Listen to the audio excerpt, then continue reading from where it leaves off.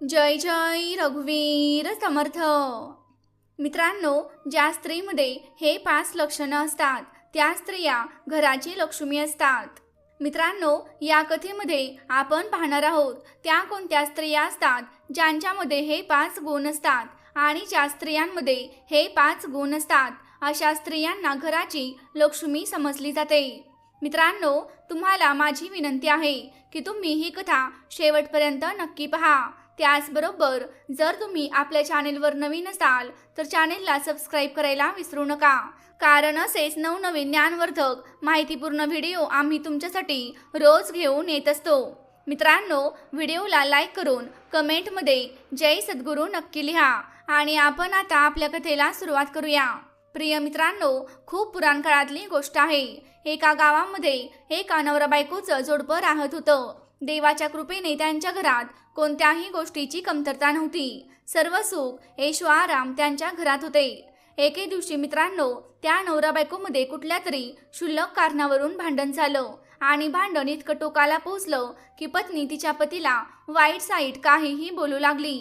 पत्नीचा सौलट सुलट बोलणं ऐकून नवऱ्याला खूपच राग आला आणि रागाच्या भरात त्याने त्याच्या बायकोच्या कानाखाली मारली आणि जशी कानाखाली बसली तशी बायको आणखीनच रागाने लालभडक झाली आणि ती आणखीनच नवऱ्याला उलटसुलट बोलू लागली. त्या नवरा बायकोला एक मुलगा आणि एक मुलगी होती. नवऱ्याने कानाखाली मारली म्हणून बायकोला खूपच राग आला व ती दोन्ही मुलांना घेऊन तिच्या माहेरी निघाली.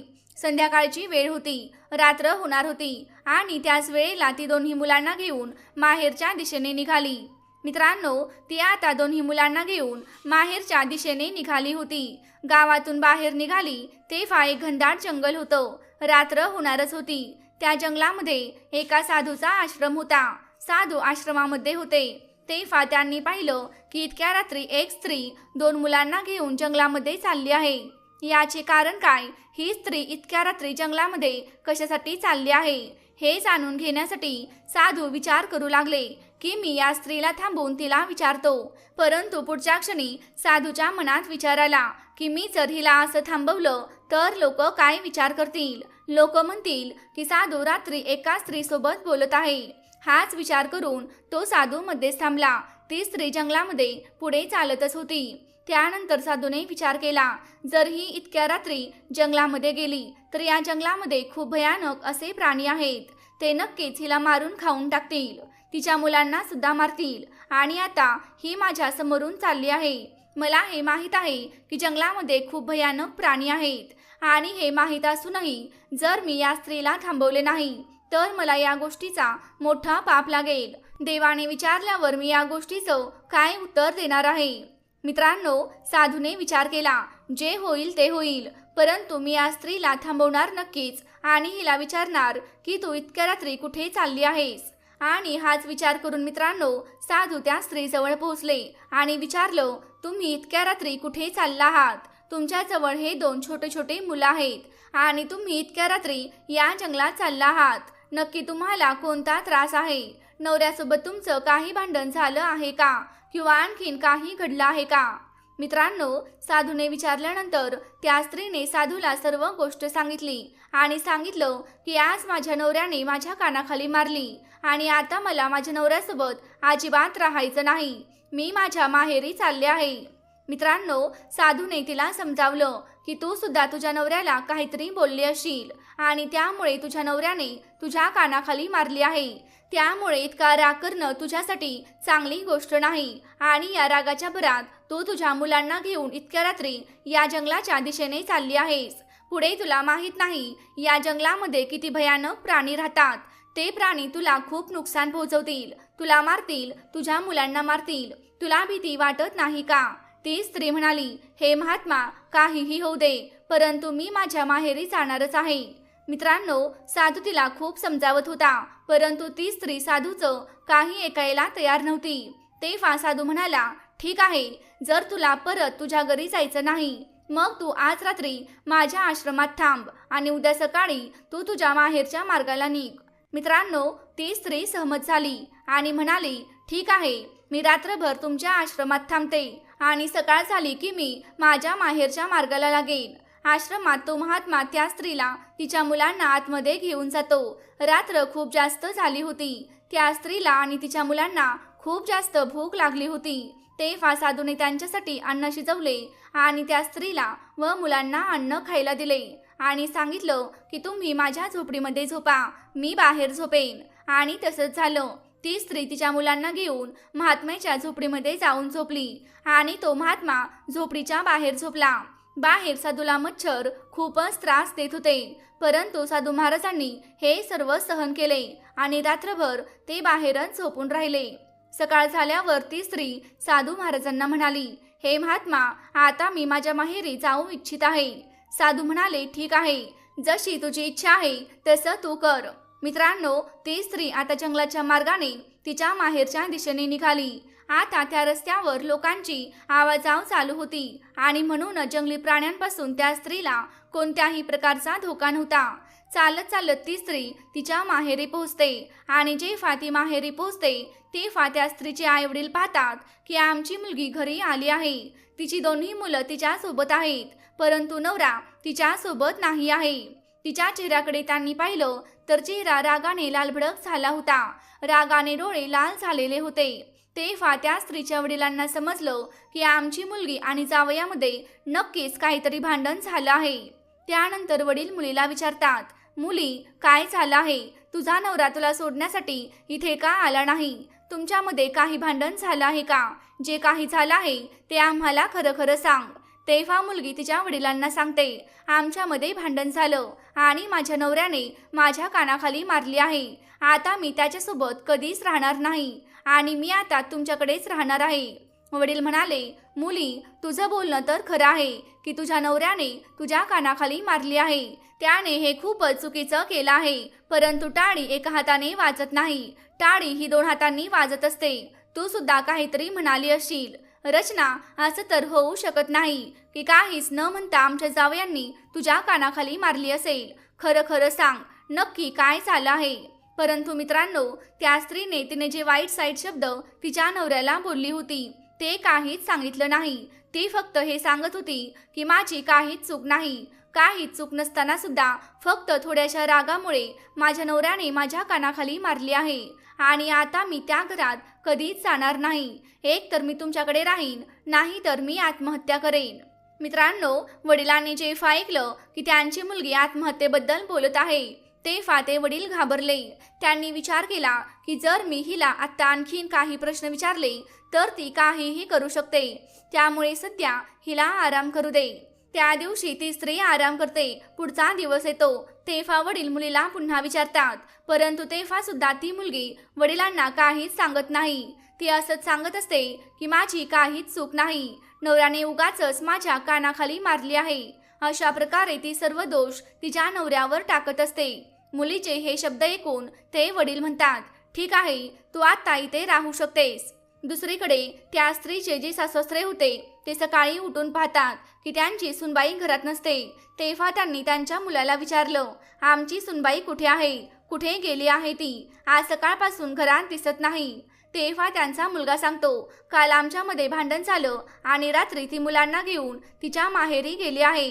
वडिलांनी विचारलं, भांडण का झालं? मुलाने उत्तर दिलं, बाबा, छोट्याशा गोष्टीवरून वाद वाढत गेला आणि ती मुलांना घेऊन तिच्या माहेरी निघून गेली.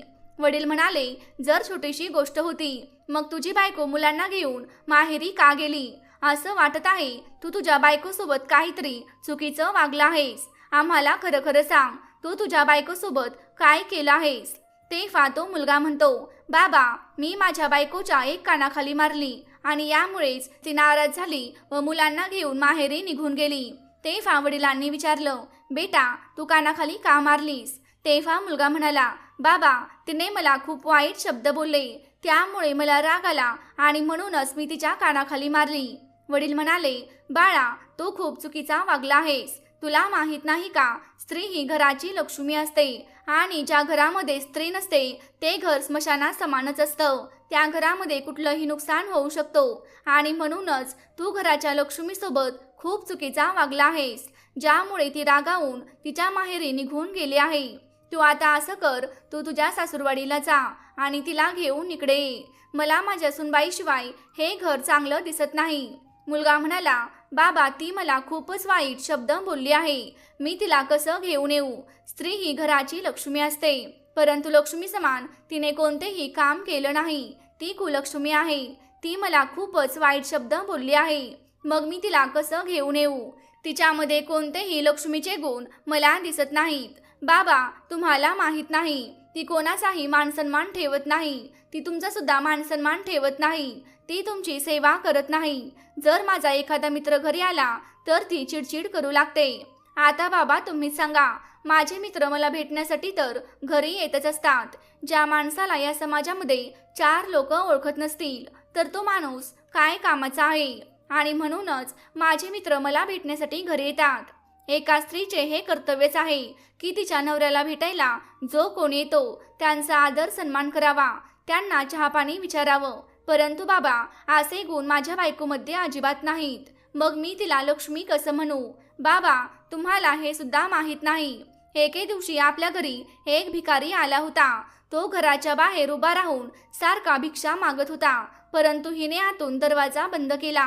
बिचारा खूप वेळ बाहेर उभा राहून भिक्षा मागत होता, परंतु हिने दरवाजा अजिबातच उघडला नाही आणि त्याला भिक्षा बिलकुल दिली नाही. बाबा तुम्हाला ही गोष्ट माहीतच असेल की जी स्त्री भिकाऱ्याला भीक देत नसेल तर तिला लक्ष्मी म्हणू नये. तुम्हाला हे माहीतच असेल की या जंगलामध्ये सर्वात तुच्छ काम कोणते असेल तर ते हे आहे की भीक मागणे. भिकाऱ्यापेक्षा तुच्छ असा कुठलाही माणूस नाही, परंतु जो व्यक्ती भिकाऱ्याला भीक देत नाही तो त्याच्यापेक्षाही तुच्छ असतो. आणि म्हणूनच माझ्या पत्नीमध्ये मला लक्ष्मीचे कोणतेही गुण दिसत नाहीत. मग मी सासूरवाडीला जाऊन तिला कसं परत घेऊन येऊ? तेव्हा वडील त्या मुलाला समजावतात, बाळा तुला समजणार नाही. तू आज अज्ञानासारखं बोलत आहेस. मी हे मानतो की तुझ्या पत्नीमध्ये कोणतेच गुण नाहीत. ती तुला भेटायला येणाऱ्यांचा किंवा भीक मागायला येणाऱ्यांचा कोणाचाही मानसन्मान ठेवत नाही. तुला वाईट शब्द बोलत असते हे मी मानतो. तू खोटं बोलत नाहीस, परंतु पतीचं कर्तव्य हे असतं की जर पत्नी वाईट शब्द बोलत असेल तर ती चूक तर करतच आहे, पण नवऱ्याने तिला समजावून सांगायला हवं. जर पत्नी चुकीच्या मार्गावर जात असेल, चुकीचा मार्ग अवलंबत असेल, कोणाचा मानसन्मान ठेवत नसेल, नवऱ्याचा मानसन्मान ठेवत नसेल तर नवऱ्याचं हे कर्तव्य आहे की तिला समजावून सांगावं. तिच्यामधील ज्ञान दूर करून तिच्यामध्ये ज्ञान भरावं. हे काम नवऱ्याचं असतं. परंतु तू काय केलंस? तिच्या कानाखाली मारलीस, पण तिला तू समजावून सांगितलं नाहीस. तू हे खूप चुकीचं केलं आहेस. माझा हा आदेश आहे की तू तुझ्या सासूरवाडीला जा आणि तुझ्या पत्नीला परत घेऊन ये. मित्रांनो, वडिलांनी समजावल्यानंतर मुलगा म्हणतो, ठीक आहे बाबा, तुम्ही जसं म्हणताय तसंच मी करतो. परंतु मी तुम्हाला पुन्हा एकदा सांगतो, तिच्यामध्ये मला कोणताही लक्ष्मीचा गुण दिसत नाही. माझं आणि तिचं अजिबात जमणारच नाही. वडील म्हणाले, बेटा पुन्हा तू तसंच अज्ञानासारखं बोलत आहेस. तू आधी तिला घेऊन तर ये. मी तिला समजावून सांगेन आणि तू सुद्धा तिला समजावून सांग. आपण पाहूच ती चांगल्या मार्गावर कशी येत नाही. मित्रांनो, वडिलांचं बोलणं ऐकून तो मुलगा त्याच्या पत्नीला आणण्यासाठी सासूरवाडीच्या दिशेने निघतो. तो त्याच रस्त्याने चालला होता ज्या रस्त्याने त्याची बायको मुलांना घेऊन तिच्या माहेरी गेली होती. तोच जंगलाचा मार्ग होता. जेव्हा तो त्या मार्गाने चालला होता तेव्हा त्याला दिसलं की त्याच्या मुलीची चप्पल त्या रस्त्यात पडलेली आहे. आणि जेव्हा त्याने त्याच्या मुलीची चप्पल पाहिली तेव्हा त्याला खूपच भीती वाटली. त्याने विचार केला की या जंगलामध्ये माझ्या बायकोसोबत आणि मुलांसोबत काही अघटित तर घडलं नसेल ना, कोणता अपघात तर झाला नसेल ना, माझ्या मुलीची ही चप्पल इथे कशी पडली? तो खूपच घाबरला, परंतु त्याने हिंमत एकवटली आणि पुन्हा तो त्याच्या मार्गाला लागला. तो जेव्हा त्याच्या सासूरवाडीला पोहोचला तेव्हा सासूरवाडीला त्याची बायको मुलांसोबत बसलेली होती. जेव्हा पत्नीने नवऱ्याला पाहिलं तेव्हा तिने मुलांना सांगितलं, तुमचे बाबा आले आहेत, तुम्ही त्यांच्या जवळ जा. मुलं तर त्यांच्या बाबांजवळ गेली आणि पत्नी घराच्या आतमध्ये निघून गेली. सासूरवाडीला आल्यामुळे सासू आणि सासरा जावयाची खूपच चांगली खातिरदारी करतात. ते त्या दिवशी जावयाला काहीच विचारत नाहीत. दुसऱ्या दिवशी सकाळी जावयाला आणि मुलीला समोरासमोर बसवतात आणि विचारतात, जावई तुम्ही आमच्या मुलीच्या कानाखाली का मारलीत? आमच्या मुलीची काही चूक नसताना सुद्धा तुम्ही हिच्या कानाखाली का मारली आहे? ही असं सांगत आहे की मी काही चुकीचं वागले नाही, फक्त थोडासा रागाराग होता आणि त्याच्यातच यांनी माझ्या कानाखाली मारली आहे. असं तुम्ही का केलं? तेव्हा त्या मुलीचा पती म्हणाला, हे बघा बाबा, तुमची मुलगी तर तिचे दोष काहीच सांगणार नाही. ती फक्त माझेच दोष सांगेल, हे मला चांगलं माहीत आहे. परंतु हे जे काही झालं आहे यामध्ये तिची चूक आहे. तेव्हा सासू म्हणाली, हो बेटा, आम्हाला सुद्धा हे जाणून घ्यायचं आहे की आमच्या मुलीची चूक काय आहे. मित्रांनो, जे काही घडलं होतं ते जावयाने त्याच्या सासू आणि सासऱ्याला सांगितलं. थोड्याशा गोष्टीवरून वाद झाला आणि हिने मला खूपच वाईट साईट शब्द बोलले आणि जेव्हा ही मला असं उलटसुलट शब्द बोलत होती तेव्हा मला खूपच राग आला आणि मी तिच्या कानाखाली लगावली. आता बाबा तुम्ही सांगा, असं म्हणतात की स्त्री ही घराची लक्ष्मी असते आणि जेव्हा लक्ष्मी तिच्या नवऱ्याचा मानसन्मान ठेवत नसेल, त्याला वाईट साईड बोलत असेल, तेव्हा यापेक्षा वाईट अशी गोष्ट कोणती असेल. आणि म्हणूनच मी तिच्या कानाखाली मारली. मित्रांनो, जेव्हा वडील त्यांच्या मुलींचे हे कृत्य ऐकतात तेव्हा ते तिला विचारतात, बेटी, तू असंच केलं आहेस का? तू आमच्यासोबत खोटे बोलली आहेस का? तू तुझ्या नवऱ्याला वाईट साईड शब्द बोलली आहेस का? वडिलांचे बोलणे ऐकून ती मुलगी काहीच बोलली नाही. ती गुपचूप उभी राहिली. तेव्हा वडिलांना खूपच राग आला आणि ते म्हणाले, तू आता कोणाची तरी पत्नी आहेस. तू आमची मुलगी तर आहेस, परंतु त्याआधी तू कोणाची तरी पत्नी आहेस. पत्नीसोबत तू आता आई सुद्धा बनली आहेस. तुला 2 मुलं आहेत. तू तुझं पत्नीचं कर्तव्य योग्य प्रकारे करत नाहीस. त्याचबरोबर आईचं कर्तव्य सुद्धा तू पार पाडत नाहीस. तू सरळ मुलांना घेऊन माहेरी निघून आलीस. तुला तुझ्या मुलांच्या भविष्याची काही चिंता नाही का? माहेरी निघून येताना तू तुझ्या मुलांच्या भविष्याबद्दल काहीच विचार केला नाहीस का? चांगली गोष्ट तर हीच असेल की तू तुझ्या नवऱ्यासोबत म्हणजे आमच्या जावयासोबत पुन्हा तुझ्या सासरी निघून जा. मित्रांनो, तेव्हा ती मुलगी म्हणू लागली, बाबा, मी मरू शकते, परंतु माझ्या सासरी पुन्हा कधीच जाऊ शकत नाही. तेव्हा वडिलांनी समजावलं, बेटी, तू अज्ञानी आहेस. तुझ्यात आता क्रोध भरलेला आहे आणि हा क्रोध तुझा नाश करेल. यामध्ये माझं नुकसान काहीच नाही. माझं जे काम होतं ते मी केलं आहे. मी तुझं लग्न लावून दिलं आहे. तू जर आमच्याकडे राहत असशील तर असं किती दिवस राहणार आहेस? जरा विचार कर. आम्ही जेव्हापर्यंत जिवंत आहोत तेव्हापर्यंत तू इथे राहू शकतेस, परंतु आम्ही अजून किती दिवस जिवंत राहणार आहोत हे सुद्धा माहीत नाही, कारण आता आम्ही म्हातारे झालो आहोत. कधी आम्ही हे जग सोडून निघून जाऊ हे आम्हालाच माहीत नाही. आम्ही गेल्यानंतर तुझे भाऊ आणि वहिनी तुला कशा प्रकारे ठेवतील हे आम्हाला माहीत नाही. असं होऊ शकतं की ते तुला खूप घालून पाडून सुद्धा बोलू शकतात. आज तुला तुझ्या नवऱ्याने कानाखाली मारली आहे. या गोष्टीचं दुःख होत आहे. यापेक्षा जास्त दुःख तुला तेव्हा होईल जेव्हा आम्ही हे जग सोडून निघून जाऊ आणि तुझे भाऊ बहिणी तुला काहीही बोलतील, तुझा अपमान करतील. त्या दिवशी तुला खूपच वाईट वाटेल आणि म्हणून आमचं बोलणं ऐक. कारण मुलीचं घर हे सासरच असतं. मुलीसाठी स्वर्ग म्हणजे हे सासरच आहे. आमच्यासाठी तर तू परकी झाली आहेस आणि म्हणूनच तू तुझ्या सासरी जा. कारण स्त्रीसाठी सर्वात मोठं सुख कुठे मिळत असेल तर ते सासरी मिळतं.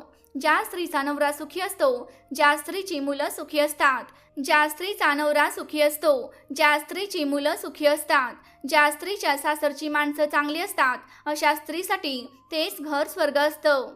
मित्रांनो, अशा प्रकारे वडिलांनी त्यांच्या मुलीला समजावलं, सांगितलं की नवरा बायकोमध्ये थोडेफार भांडण तर हे होतच असतात, परंतु अशा प्रकारे तू राग करू नकोस. अशा प्रकारे तू नवऱ्याला उलटून सुद्धा बोलू नकोस, ज्यामुळे नाईलाजाने नवऱ्याला तुझ्यावर हात उचलावा लागेल. त्यामुळे आधी स्वतःला सुधार, त्यानंतर दुसऱ्यांना सुधारायची वार्ता कर. असं म्हणतात ना, स्वतः सुधारा मग जग सुधरेल. म्हणून बेटा, आमचं हे बोलणं लक्षात ठेव. जर तुला सुखी राहायचं असेल तर तुझ्या नवऱ्याची सेवा कर, सासू सासऱ्यांची सेवा कर, तुझ्या मुलांचा चांगल्या प्रकारे पालनपोषण कर. हेच तुला चांगलं सुख प्रदान करेल. मित्रांनो, वडिलांनी असं समजावल्यानंतर मुलगी रडू लागते आणि तिच्या चुकीची माफी ती वडिलांकडे मागू लागते. तेव्हा वडील म्हणतात, आमच्याकडे क्षमा मागण्यापूर्वी तुझ्या नवऱ्याची माफी माग. मित्रांनो, ती स्त्री नवऱ्याची माफी मागते आणि म्हणते, माझ्यामध्ये अज्ञान होतं. मला तर हेच वाटत होतं की वडिलांकडे मी पूर्ण आयुष्य राहू शकते, परंतु आज मला हे समजलं की मुलगी फक्त वडील जिवंत असेपर्यंत वडिलांच्या घरी राहू शकते. लग्नानंतर मुलीचं खरं सुख तर सासरी असतं. मी तुमची क्षमा मागते आणि यापुढे तुम्हाला कोणतीही तक्रार करण्याची संधी देणार नाही. मुलीचं असं बोलणं ऐकून तिचे आईवडील खुश होतात व खूप साऱ्या भेटवस्तू देऊन जावयाचा आणि मुलीचा निरोप घेतात. सासूरवाडीकडून मिळालेल्या भेटवस्तू घेऊन नवरा त्याच्या पत्नीसोबत आणि मुलांसोबत त्याच्या घराच्या मार्गाने जात असतो. तो त्याच मार्गाने जातो ज्या मार्गाने तो सासूरवाडीला आला होता. त्या जंगलाच्या मार्गाने तो त्याच्या घरी जात असतो. पुढे गेल्यावर नवरा पत्नीला म्हणतो, इथे मला मुलीची चप्पल सापडली. मला खूपच भीती वाटली होती. असं का झालं? तू रात्री कुठे राहिली होती? तेव्हा ती पत्नी म्हणते, स्वामी, जेव्हा मी रात्री या मार्गाने येत होते तेव्हा एका साधू महाराजांनी मला थांबवलं आणि जेव्हा सकाळ झाली तेव्हा मी इथून पुन्हा मार्गाला लागले. तेव्हा साधूंनी मला सांगितलं की बेटा, जेव्हा तू कधी तुझ्या माहेरून सासरी परत येशील तेव्हा मला भेटून जा. तेव्हा नवरा म्हणाला, ठीक आहे, चल आपण त्या महात्म्याला भेटूनच जाऊया, कारण तो आश्रम तर आपल्याला रस्त्यातच भेटणार आहे. पत्नीसोबत आणि मुलांसोबत तो पती त्या महात्म्याच्या आश्रमात पोहोचला. तिथे काय पाहिलं? महात्मा स्नान करत होते. महात्म्यांनी त्या स्त्रीला पाहिलं, जी स्त्री रात्री त्यांच्या आश्रमात थांबली होती.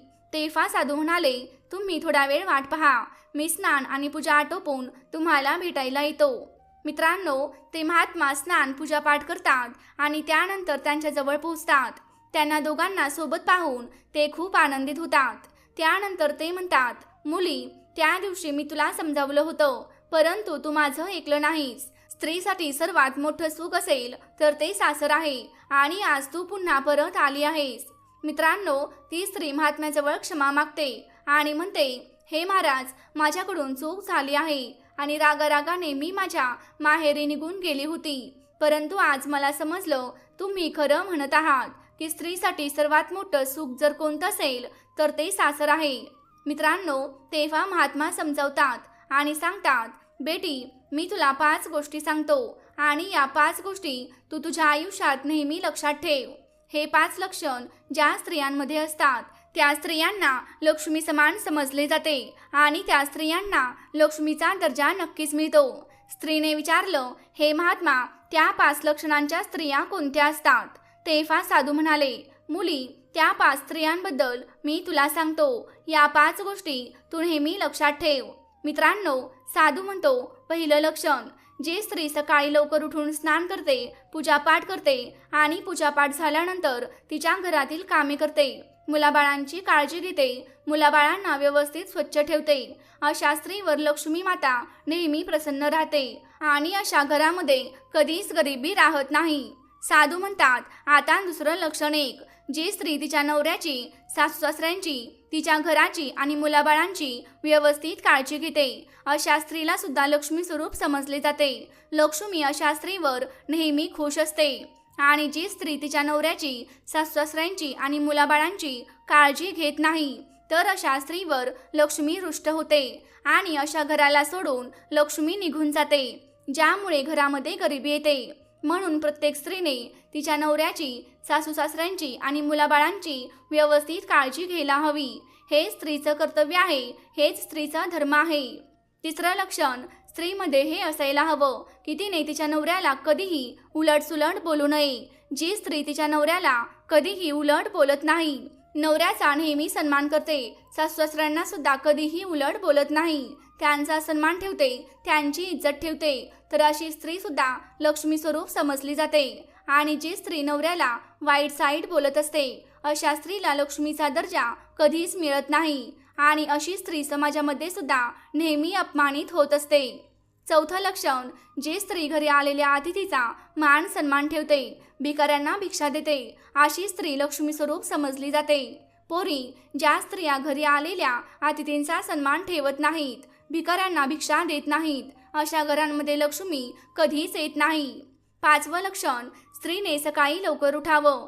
जी स्त्री सकाळी लवकर उठते आणि घराची व्यवस्थित साफसफाई करते, अशा घरांमध्ये लक्ष्मीचा सदैव वास असतो आणि अशा घरातून लक्ष्मी माता कधीच जात नाहीत. अशा स्त्रीला लक्ष्मी स्वरूप समजले जाते. ज्या स्त्रिया सकाळी उशिरा उठतात, उशिरापर्यंत झोपून राहतात आणि उठल्यानंतर ताबडतोब शृंगार करण्यात लागतात, घराची साफसफाई करत नाहीत, मुलांवर ज्यांचं लक्ष असतं, तर अशा स्त्रियांना लक्ष्मी रूप मानलं जातं. अशा स्त्रियांना कुलक्षणी समजलं जात नाही. अशा स्त्रिया ज्या घरामध्ये असतात त्या घरावर लक्ष्मी माता नेहमी प्रसन्न राहते, ज्यामुळे असं घर समृद्ध होत जातं आणि अशा घरामध्ये सुखशांती नांदते. त्यामुळे हे 5वे लक्षण सुद्धा प्रत्येक स्त्रीमध्ये असायला हवं. मित्रांनो, अशा प्रकारे ते साधू महात्मा लक्ष्मी स्वरूप असणाऱ्या स्त्रियांचे हे 5 लक्षण त्या स्त्रीला सांगतात. ती स्त्री हात जोडून त्या साधू महाराजांची क्षमा मागते आणि म्हणते, हे महाराज, तुम्ही स्त्रियांबद्दल हे 5 लक्षणं सांगितले आहेत. ते लक्षण मी आजपासून माझ्यामध्ये नक्कीच अंमलात आणेन. मी सुद्धा घरी जाऊन माझे हे कर्तव्य नक्की निभावेन. मी माझ्या सासूसासऱ्यांची, पतीची सेवा करेन, घरी आलेल्या अतिथीची सेवा करेन, भिकाऱ्याला भिक्षा देईन, सकाळी लवकर उठेन, घराची साफसफाई ठेवेन आणि मुलांची सुद्धा चांगली काळजी घेईन. मित्रांनो, साधू महात्मा खूपच आनंदित होतात आणि त्यानंतर साधू महात्म्यांचा निरोप घेऊन ती स्त्री नवऱ्यासोबत तिच्या सासरी जाते. त्यानंतर ती स्त्री साधू महाराजांनी सांगितलेल्या 5 लक्षणांचे तिच्या जीवनामध्ये पालन करू लागते. त्यामुळे तिच्या घरामध्ये सुखशांती नांदू लागते, घराची भरभराट होऊ लागते आणि घरामध्ये कोणत्याही गोष्टीची कमतरता भासत नाही. तर मित्रांनो, ही होती कथा, ज्यामध्ये आम्ही तुम्हाला 5 लक्षणे सांगितली आहेत. हे लक्षण एखाद्या स्त्रीमध्ये असतील तर तिला लक्ष्मी स्वरूप समजले जाते. मित्रांनो, तुम्हाला ही कथा कशी वाटली हे आम्हाला कमेंट करून नक्की सांगा आणि तुम्ही जर आपल्या चॅनेलवरती नवीन असाल तर या चॅनेलला नक्की सबस्क्राईब करा. तसंच ती घंटी देखील दाबायला विसरू नका, जेणेकरून आपल्या नवनवीन व्हिडिओंचं नोटिफिकेशन तुमच्यापर्यंत लवकरात लवकर पोहोचेल. जय जय रघुवीर समर्थ.